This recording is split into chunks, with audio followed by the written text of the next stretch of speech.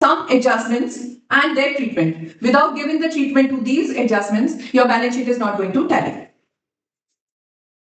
So first and foremost, business के पास जो stock रहता है, परचेज करता है पूरे साल में, उसका डिफरेंट डेट्स पे उसकी परचेजेस होती हैं, ओपनिंग स्टॉक रहता है, then it purchases certain other things, उसके बाद ये सारे गुड्स को वो या तो प्रोसेस करता है या वैसे ही वो सेल करता है। अब ये जो इसके पास गुड्स रहता है, सपोज ये गुड्स कहीं पे डिस्ट्रॉय हो जाता है, आइदर बाय थेफ्ट, फायर और एनी अदर एक्सीडेंट, कुछ भी हो सकता है। सो बिजनेस के पास क्या होता है, ट्रीटमेंट करने का, ठीक है। So if this loss occurs, this loss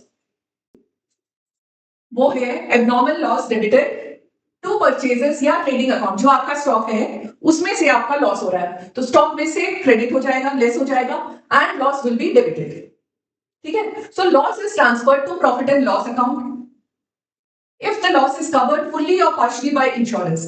company क्या करती है या बिजनेस क्या करती है कि अपने यहाँ पे जो भी सामान होता है उसका इंश्योरेंस वो करवाती ही है, यूजुअली यही होता है सिचुएशन। तो अगर उन्होंने इंश्योरेंस किया हुआ है तो वो इंश्योरेंस कंपनी को अभी डेबिट करेगी, ये इंश्योरेंस तुरंत तो मिलेगा नहीं, तो ये बैलेंस शीट में ये रिसीवेबल्स के तरह, जैसे हम रिसीव करते हैं कोई भी ट्रेड रिसीवेबल्स या कुछ, उसी तरह से बैलेंस शीट में ये रहेगा।